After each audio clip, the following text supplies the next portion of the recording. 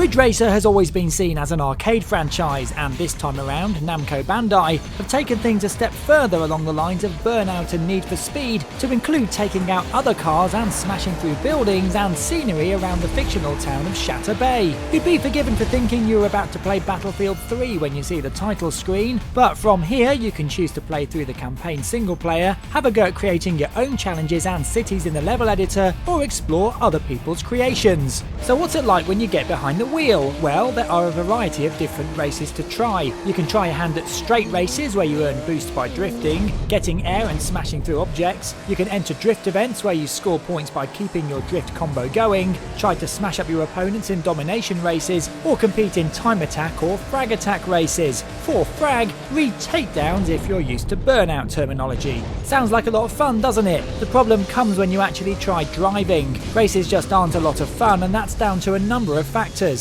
Car handling feels very heavy and drifting is very tricky to adjust. You either oversteer wildly or, when you try to correct, end up sliding into the opposite wall. You can also smash through buildings, but only when you boost using your power meter. If you run out of juice just before the target, you just smash into it, either crashing or having to turn tail to try and catch all your opponents that have just whizzed by. Even when you do smash through a target, the auto steer sometimes mucks up, which means you can get punished even for doing something that initially looks cool. The graphics also aren't anything to write home about, and the level design just isn't to the standard you'd expect already set in this genre by developers such as Criterion and Black Box. If you're a budding games designer, you can have a go at creating your own levels using the robust level editor. But so far, playing other people's cities, you can see why developers are paid so much to make games, as they don't make frustrating, nonsensical levels where you crash continuously on the same corner every time you respawn. I just can't get over the feeling that Ridge Racer should have just stuck to what they know best, and that's straight up arcade racing. It's as if they've tried to copy the big boys of the genre and failed, so it gets an average 5 out of 10.